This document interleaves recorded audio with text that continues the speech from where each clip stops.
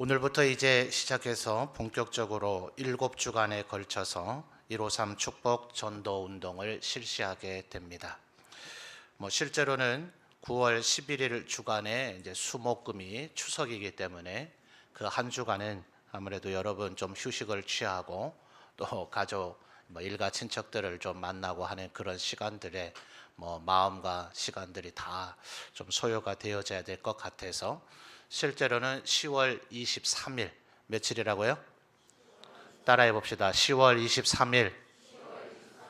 날짜가 예년에 비해서 한 2주 정도 당겨졌습니다. 전도를 하시는 분들도 그날 모시고 오려고 하니까 첫 추위가 아마 오곤 하는 것 같아요. 작년만 하더라도 마당에서 이제 등록을 받고 접수하는 분들이 너무나 추워서 옷을 껴입고 왔는데도 막 벌벌벌 떠셨어요. 그래서 막 급하게 난로를 꺼내다가 마당에 지폈는데 온 세상 다 데필 수는 없잖아요. 그러니 난로를 피워봐야 접수하는 분들도 굉장히 손이 다 얼 정도로 애를 잡수셨고, 또 전도해서 모시고 오는 분들도 오고자 하는 분들이 추워서 안 오려고 한다, 이런 반응도 뒤에 이제 들려오고 했습니다. 그래서 이제 2주를 당겨서 하다 보니까 오늘부터 해서 아마 여러분이 지금 마음이 얼마나 동기가 좀 부여되고 있는가, 야 이제 전도해야 되겠다 이런 마음을 먹는가. 좀 더 어제 그제 비 오면서 찬바람이 좀 더 불었어야 되는데, 그죠?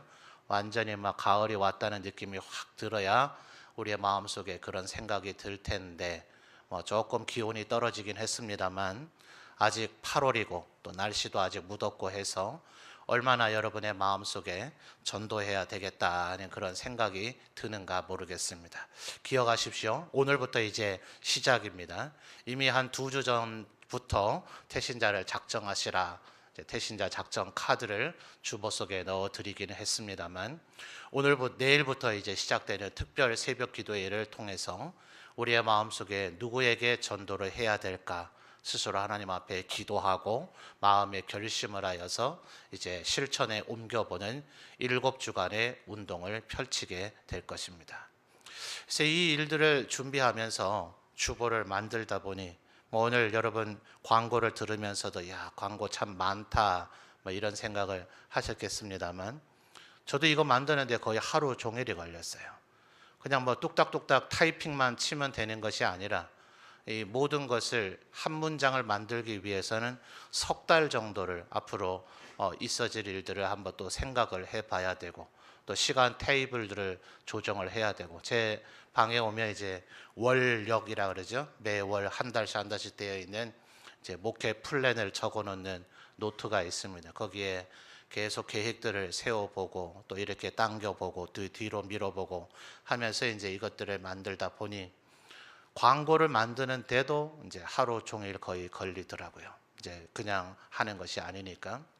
그래서 이렇게 많은 광고들을 만들다 보니까 저 스스로도 스스로 이런 질문이 생겨요. 꼭 이렇게까지 해야 되나? 그렇잖아요? 그냥 와서 예배만 좀 드리면 안 돼요? 예배 드리고 그리고 그냥 집에 가고 또 우리의 일상의 삶을 살고, 내일부터 펼쳐질 또 한 주간의 우리의 일상의 삶은 우리가 뭘 하겠다 안 하겠다 안 해도 우리가 끊임없이 반응을 보여야 될 일들이 우리에게 밀려오잖아요. 출근해야 되니 출근해야 되고, 주부들도 밥을 해야 되니 밥을 해야 되고, 그렇죠? 뭔 설거지거리가 그렇게 계속 쌓이는지 좀 잘 몰랐어요. 아내가 조금 앓는 소리를 내길래 좀 도와줄게 이래가 큰 소리를 뻥 쳤으니 하루 이틀하고 말면 안 되잖아요, 그죠? 그래서 하는데 주부는 힘들면 쉴 수 있는 줄 알았더니 그게 아니더만요. 계속해서 밀려드는 것들이 쉴 수가 없더만요.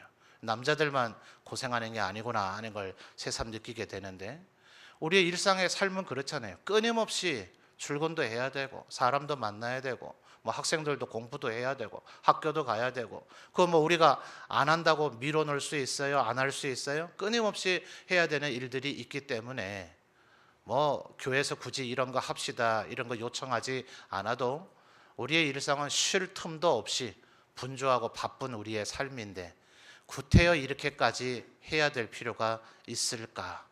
이제 제 스스로에게 이제 그런 질문이 드는 겁니다. 뭐 요즘 목사들마다 모든 교회마다 그게 늘 고민 아니겠어요? 어떤 교회가 과연 좋은 교회인가? 어떤 교회가 정말 하나님 앞에 제대로 잘하고 있는 교회인가? 그러니까 목회자들도 이 고민, 이 토론들이 굉장히 많습니다. 각자 자기의 스타일과 자기의 생각에 따라서 교회를 그렇게 섬겨가죠. 어떤 교회는 뭐 거의 아무것도 하지 않아요. 저의 입장에서 볼 때는 그게 과연 교회인가? 또 이제 뭐 그런 목사님들은 또 전혀 다른 저와는 절대 대척점에 서 있어서 서로의 그 생각의 공통분모를 찾을 수 없는 그런 견해를 갖고 있는 분들도 있죠.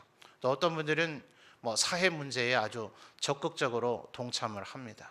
그래서 뭐 예를 들어 전교인을 다 데리고 어느 시에서 하는 장애인 체육대회 도우미로 전교인을 다 거기에 동원을 하는 거예요. 뭐 이런 얘기는 여러분에게 더 생소할 수도 있겠습니다만 뭐 세월호 같은 일에 전교인을 다 동원해서 팽목항을 방문하고 온다든지 뭐 이런 교회도 있어요.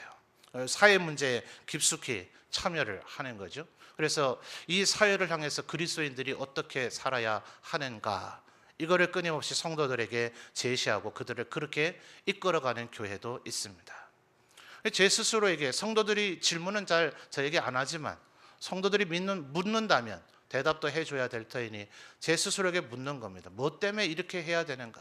이렇게 굳이 해야 될 필요가 있을까?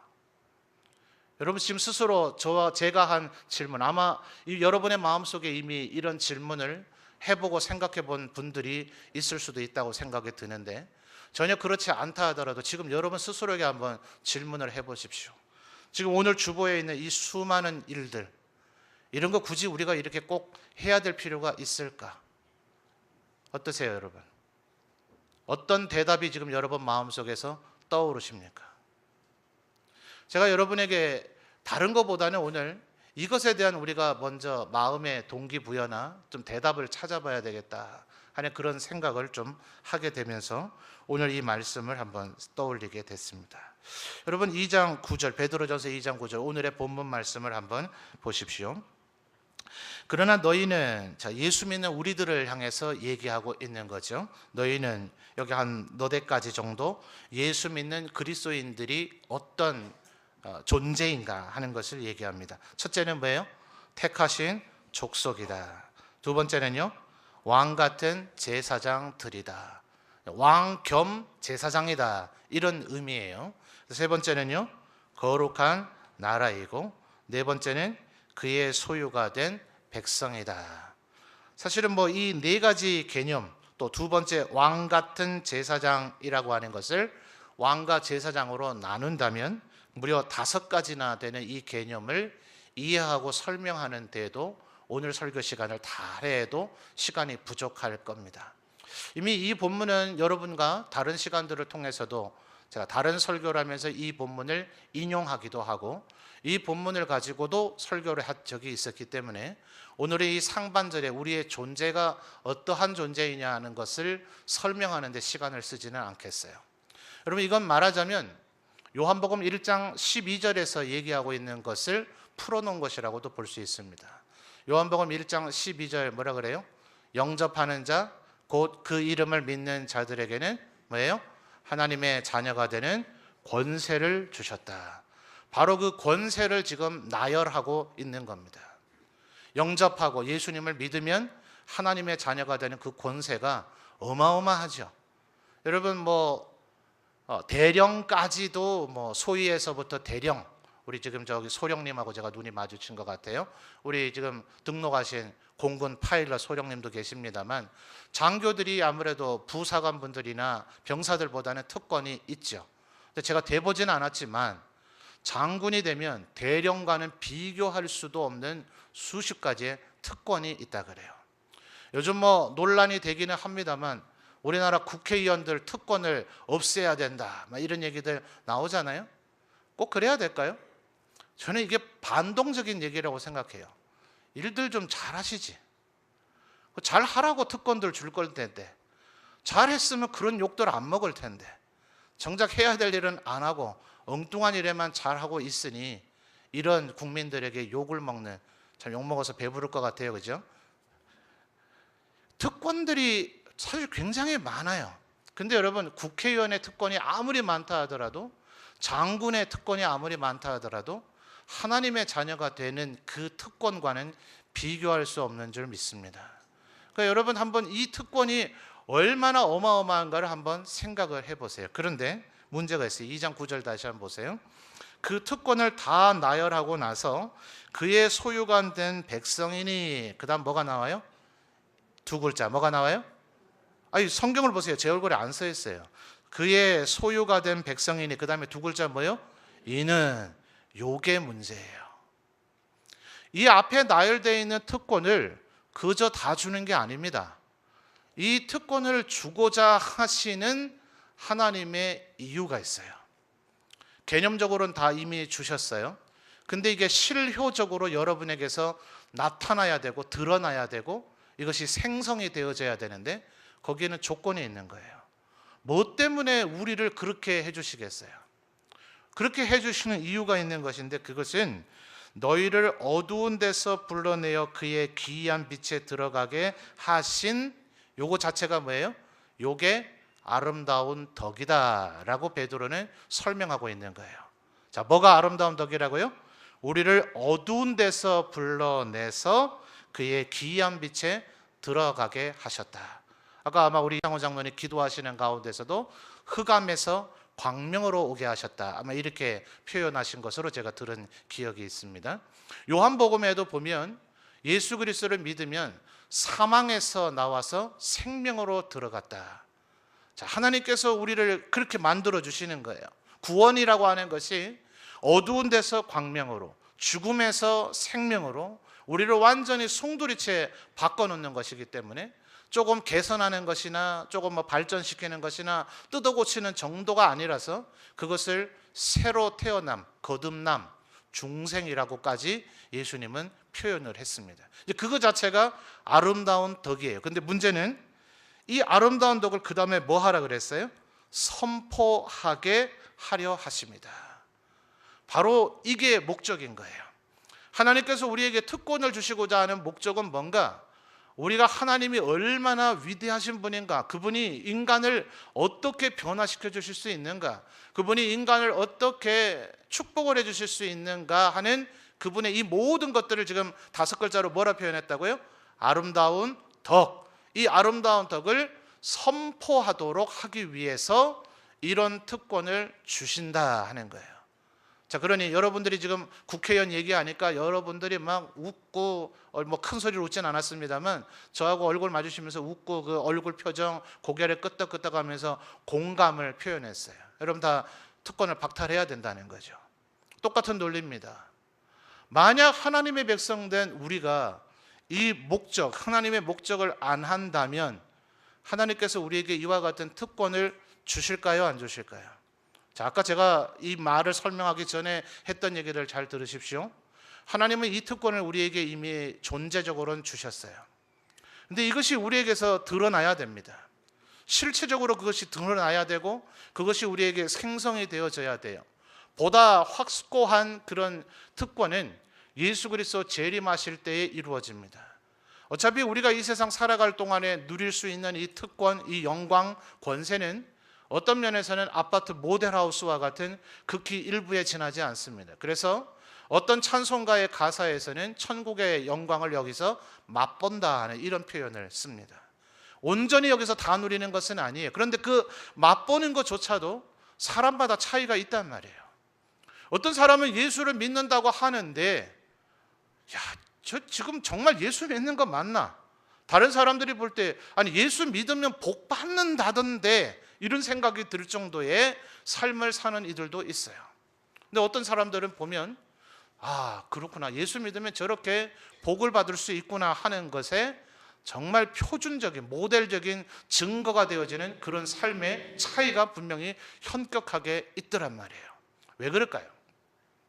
우리의 인생에는 정말 굉장히 많은 요소가 있습니다. 그러니까 그 요소를 지금 획일화해서 다 정리해서 요거를 안 하니까 그렇죠. 요거를 못 하니까 그렇죠. 요거 좀 잘해보지 그랬어요. 이렇게 우리의 인생 전체를 송두리째 다 정리할 수는 없어요. 분명히 남들이 볼 때에 좀 복받은 것 같아 보이지 않는 사람의 삶도 하나님 앞에 이걸 잘 했는데도 그럴 수도 있어요. 또 다른 이유가 있겠죠. 그 모든 이유들을 여기서 다 지금 정리할 수는 없습니다. 그런데 분명한 것은 성경 여러 곳에서 하나님께서 우리에게 이런 권세, 특권, 축복을 주시고자 하는 주요한 목적이 나타나 있단 말이에요.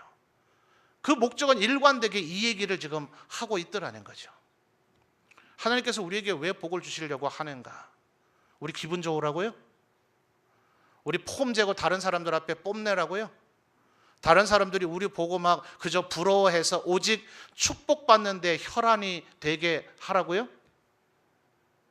여러분, 이 세상에 유일한 종교는 오직 기독교밖에 없는 줄 믿습니다.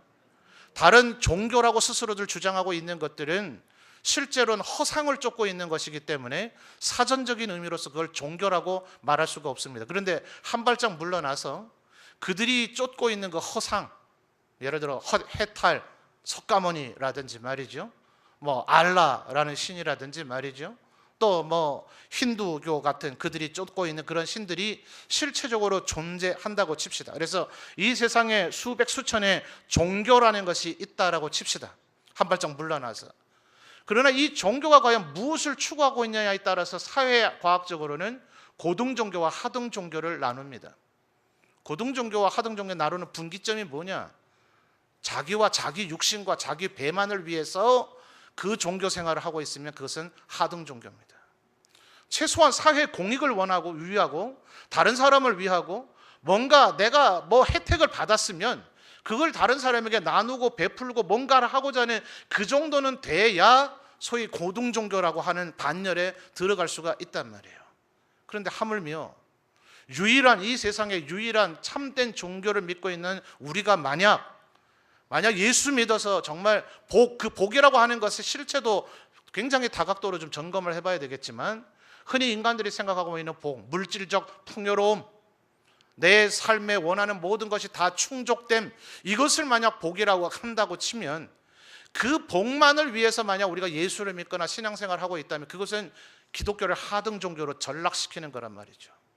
하나님께서 절대로 우리에게 그것을 위해서 네가 나를 믿으라, 내가 너에게 축복을 주겠다, 이런 얘기는 성경 그 어디 곳에도 나와 있질 않아요. 그러니 여러분, 우리가 축복받는 방법도 뭐 여러 가지가 있을 수 있겠고 축복받는 길도 여러 가지가 있겠지만 분명한 축복을 받는 그 이유는 바로 우리를 이렇게 구원하실 하나님의 아름다운 덕을 제일 마지막 단어가 뭐라고요? 선포하기 위해서 하나님께서 우리에게 특권을 주신다 하는 거예요. 그러면 반대적으로 뭡니까? 여러분이 이 선포하는 일을 주목하고 이 선포하는 일을 할 때 비로소 이 축복이 여러분에게 주어진다 하는 거예요. 저는 우리 점천제일교회 모든 성도들, 이곳에 출입하며 예배하는 사람들 모두 다가 이 축복과 권세를 누리게 되었으면 좋겠습니다. 우리가 이 일을 해야 되는 이유가 뭔가?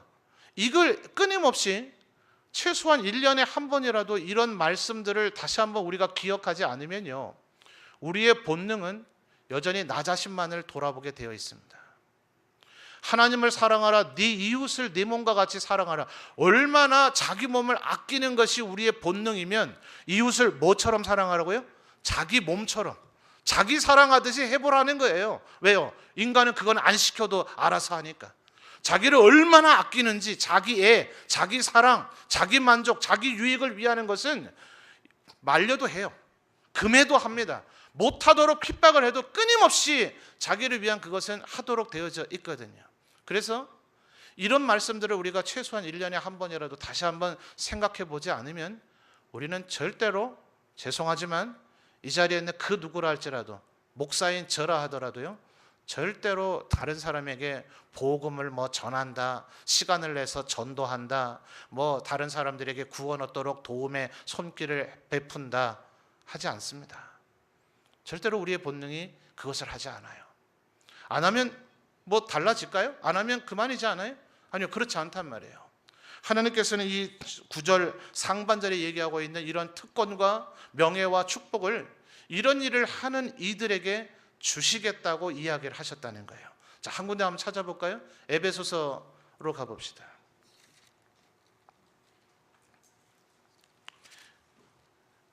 에베소서 2장 10절로 가보죠.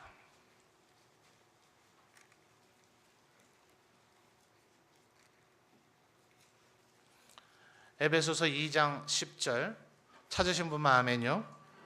자, 같이 한번 읽어볼까요? 시작.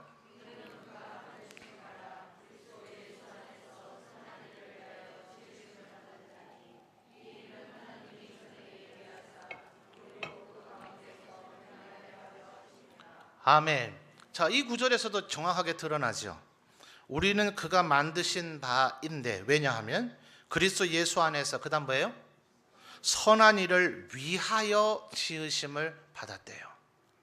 우리는 그냥 행복하다, 하나님 앞에 복 받았다, 내가 너무나 살기 좋다 이러고 끝날 존재가 아니에요. 그럼 하나님께서 그 모든 것을 그 수준에만 계속 머물러 있으면 앗아 가실 것입니다. 그대로 두지 않으실 거예요. 우리에게 목적이 있거든요. 선한 일을 위하여 만드셨거든요. 그래서 이 일은 하나님이 전에 예비하사, 그 다음 또 뭐라 그러죠? 우리로 그 가운데서 그 다음 뭐예요? 행하게 하려 하심이라. 하나님의 우리를 향한 분명한 목적이 있어요.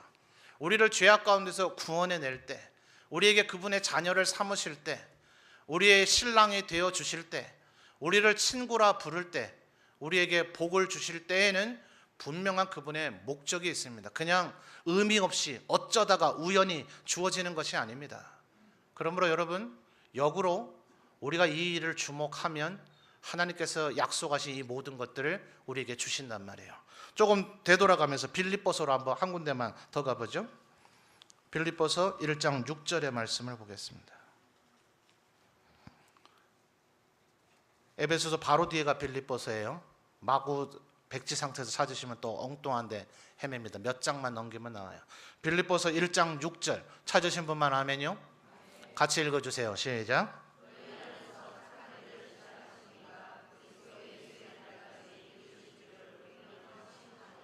아멘. 자, 아까 에베소서에서는 선한 일이라고 번역을 했었는데 여기에서는 착한 일이라고 얘기하고 있죠. 이것은 바울 사도 자신을 구원하신 것, 우리 자신을 구원하신 것, 그리고 우리를 통해서 이제 또 다른 이들이 구원받도록 하는 이 모든 일을 포괄합니다. 에베소서가 얘기하고 있는 것과는 개념과 범위가 약간 다르긴 합니다. 그러나 큰 틀에서 보면 결국 같은 얘기를 하고 있는 거예요. 뭐 지금 이 시간 찾아본다면 더 많은 구절들을 우리가 찾아볼 수 있습니다. 하나님께서 우리를 구원하시고 우리를 그분의 자녀 삼아주시고 우리에게 은혜와 축복을 주시는 건 뭐냐? 다 그 목적이 있단 말이에요. 이 목적을 제대로 부합해서 살아가는 사람, 이 목적에 맞게 살아가는 사람, 이 목적을 이루어드리기 위해서 살아가는 사람들에게 이것이 더 많이 공급되어져요. 이것이 더 많이 드러나요.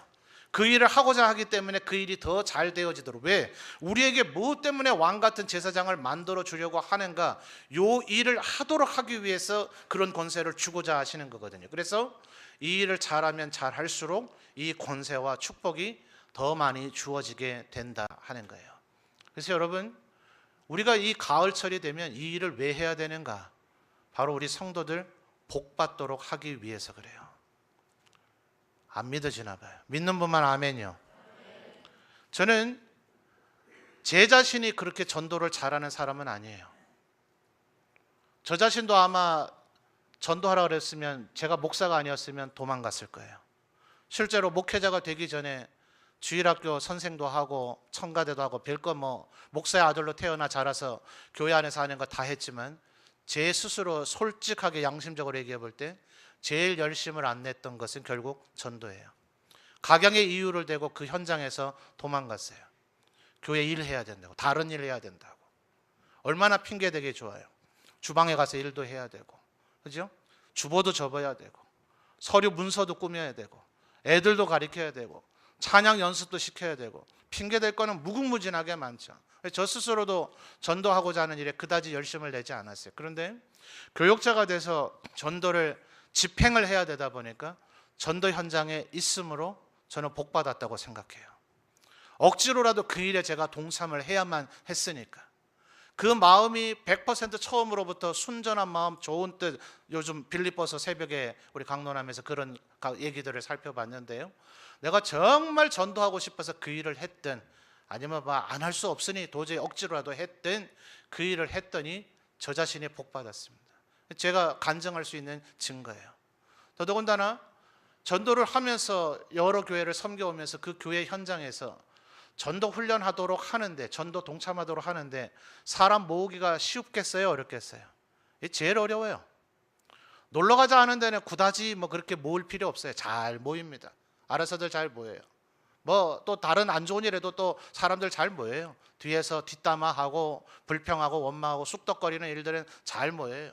또 구역과 전도회를 넘어서 3, 3, 5 모여서 밥들도 잘 먹어요. 이런 일들은 안 시켜도 하지 말아야 되는 것이라고 얘기를 해도 알아서들 잘 해요. 근데 전도합시다, 기도합시다, 말씀 공부합시다 이런 데는 정말 잘 모이질 않아요. 그러니까 그 자리에 모였던 성도들도, 제가 과거에 섬겼던 교회 성도들도 막 전도하고 싶어서 안달이 나서 모인 사람들은 아니에요.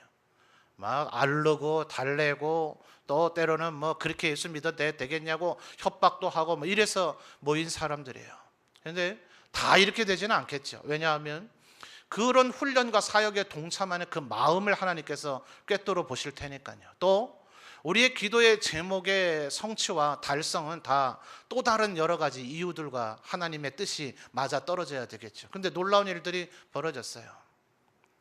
애를 한둘 낳다가 늦둥이 낳겠다 그러면 이건 이해가 되잖아요. 근데 결혼한 지 10년이 넘었는데 애가 없어요. 산부인과에서 애 못 낳는다 했어요. 아무리 시험관 하기를 시도해도 안 됐었어요.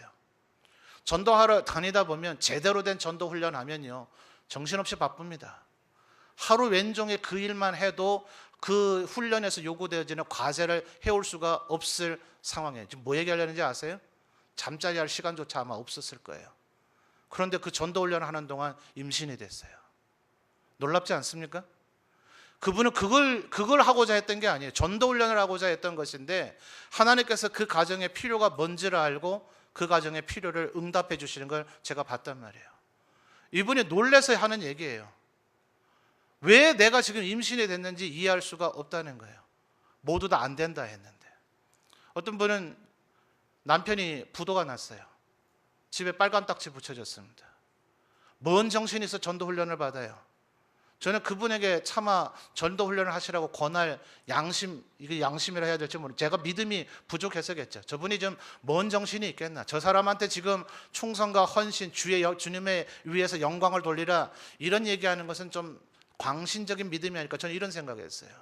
다른 우리 동료 교육자가 그분을 더 담당하고 있는 교구 담당자가 그 사람을 설득해서 그 자리에 나오게 했습니다. 제가 사석에서 교육자들끼리 있을 때 그랬습니다. 당신 진짜 해도 너무한다. 그 사람이 지금 이 전도훈련 받을 수 있는 정신이 있겠나? 놀라운 일이 벌어졌어요.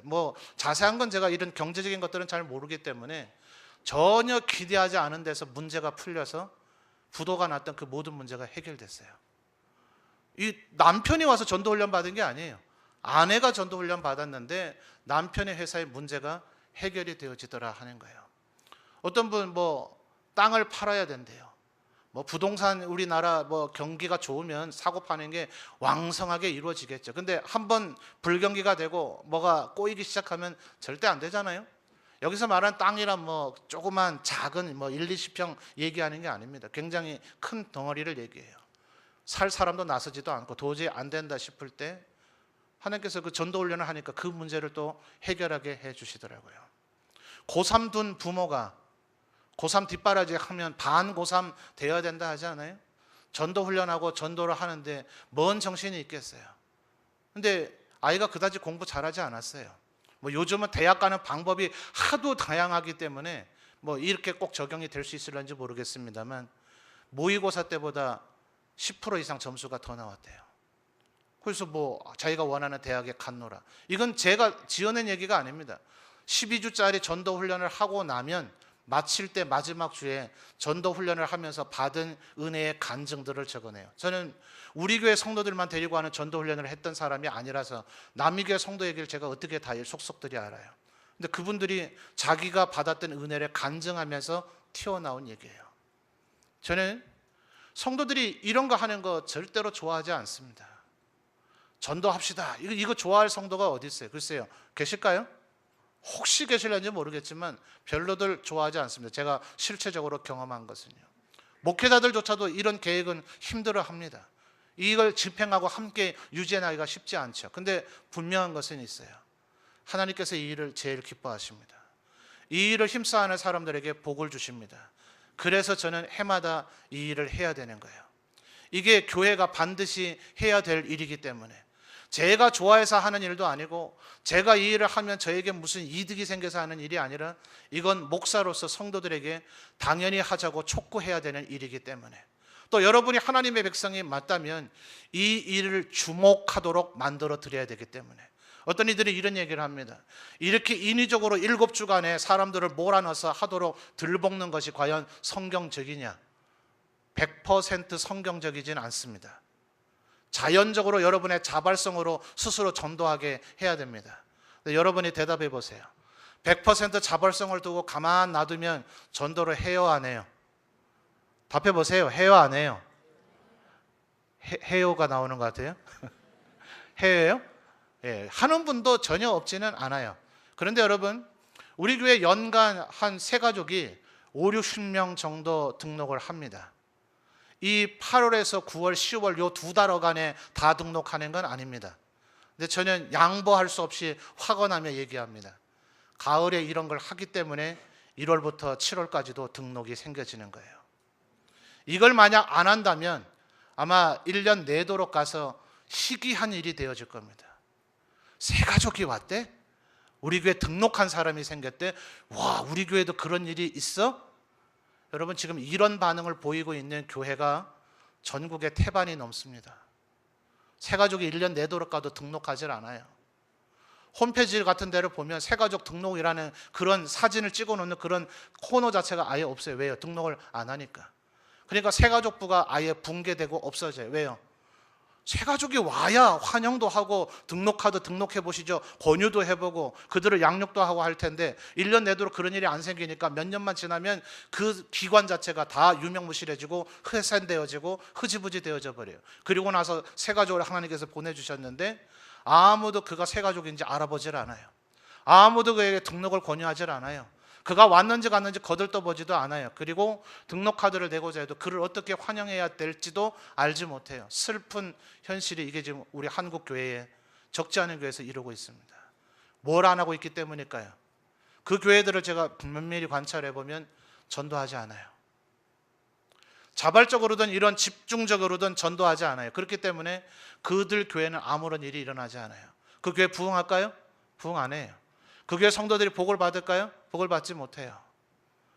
여러분, 우리가 하나님 앞에 복 받을 수 있고 교회가 진정한 교회가 되어지고 또 우리가 예수 믿는 삶에 진정한 의미가 있는 일은 바로 이 일로부터 시작이 되어지는 겁니다.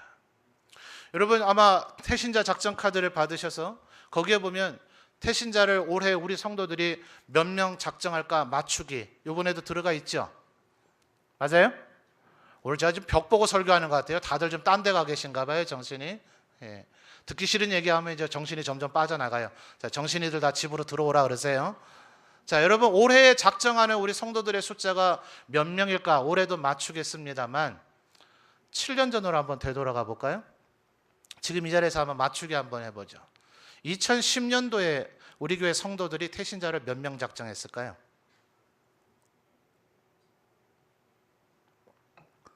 제 부임 첫 해입니다. 첫 해에 우리 교회 성도들이 태신자를 작정을 했는데 몇 명 작정을 했을까요? 박강재 권사님 몇 명요? 4명요? 400명이요? 자, 400명 나왔습니다. 400명보다 적었을까요? 많았을까요? 예? 400명보다 적었을까요? 많았을까요? 2010년 제가 와서 첫 해입니다. 400명보다 적었다 손 들어보세요. 안 드는 분 저하고 뽀뽀하기입니다. 400명보다 많았다 손 들어보세요. 너무 많아서 뽀뽀하기 어렵겠네요.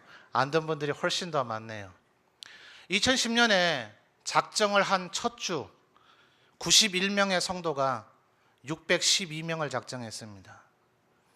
그때도 계속 제가 이렇게 쪼아 붙였어요. 그랬더니 몇 주 지나고 나니 작정하는 성도 수는 그다지 늘어나진 않았어요. 109명이 작정에 동참을 했는데 757명이 작정됐습니다. 이렇게 우리 교회 전도 운동의 역사는 시작이 됐어요. 여러분, 태신자 작정으로부터 시작하는 겁니다. 여러분, 자극을 좀 받으셔야 돼요.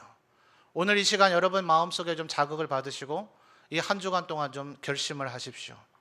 우리 교회가 하나님 앞에 복 받고 있습니까?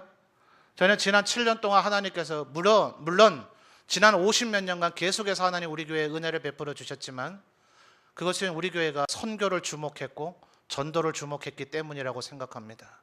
다른 여러분 이유가 있다고 생각하십니까? 아니요. 복받는 교회들, 성도들이 밝고 명랑하고 또 축복받은 교회는요, 하나님이 명령하신 이 전도와 선교를 주목하는 교회입니다. 저는 우리 성도들이 복받도록 해드리기 위해서 이 일을 중단할 수 없어요. 해마다 이 가을에 할 것입니다. 그래서 여러분, 이번 한 주간 동안 많이 기도하시는 우리 성도님들 되셨으면 좋겠어요. 그리고 이번 가을 금요일이죠.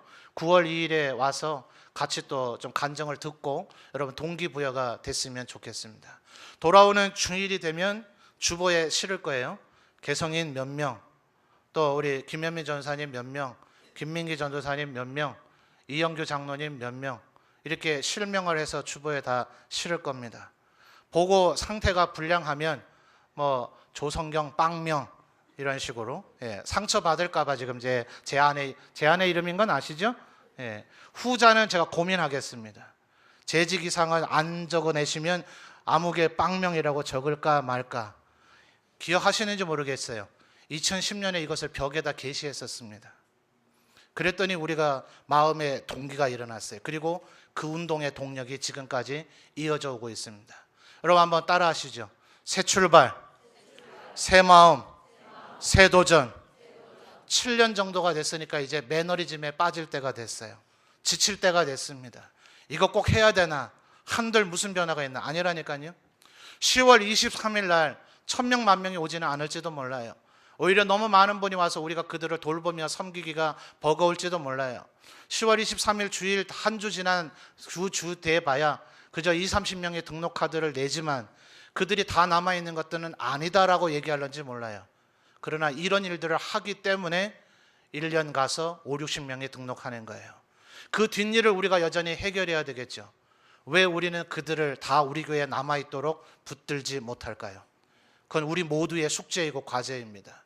여러분 스스로 한번 고민해 보시고 기도하셔야 돼요. 그런데 가을에 이 전도운동조차를 하지 않으면 이런 고민과 이런 생각, 이런 기도 제목 자체가 아예 떠오르지 않을 거예요. 이제는 이 7년 동안 해온 일의 결과가 뭐냐 이렇게 해야 되는 것이 아니라 해마다 하나님께서 우리에게 보내주신 300명 넘는 당일의 새가족들, 왜 우리는 그들을 어렵게 이 자리에 모셔다 놨는데 계속해서 그들이 이 자리에 나오도록 유도해내지 못할까? 왜 하나님께서 우리 교회에 해마다 5, 60명의 새가족을 보내어 주셨는데 그들 모두가 우리와 함께 계속 신앙생활하지 않을까? 우리 교회 세수한 중직자라면, 재직이라면 이제는 여기에 대한 고민을 가지고 여러분의 대안이 나와야 되겠죠. 여러분, 현대 교회를 이끌어가는 방식은 공감대가 굉장히 중요합니다. 더 이상 목사 한 명의 지시, 명령 따르지 않잖아요. 제가 여러분에게 이렇게 할 겁니다, 따라오십시오, 나를 따르라 해서 따르지 않잖아요. 여러분이 동의가 되어지고 공감대가 형성되지 않으면 절대로 발가락 하나 움직이지 않잖아요. 그런 분들 제가 많이 봅니다. 우리 교회뿐만 아니라 지금 이 시대가 그렇습니다. 그래서 저는 제가 결정해서 여러분에게 통보하는 것이 아니라 이렇게 제안하는 거예요. 하나님께서 우리가 오히려 책망받지 않을까요? 너희에게 해마다 5, 60명씩 보내줬는데, 너희에게 300명 이상 보내줬는데 너희들도 도대체 그들을 어떻게 한 것이냐, 하나님께서 우리에게 묻지 않으실까요? 이제는 우리가 이 수준에서 머물러 있는 것이 아니라 이제는 한 단계 더 나가야 됩니다. 이제는 그들을 어떻게 하나님의 백성이 되도록 만들 것인가. 출발은 태신자 작정에서부터 시작되고 하나님 앞에 꿇어 엎드리는 기도로부터 시작됩니다. 이 일을 왜 한다고요? 여러분이 복받도록 하기 위해서.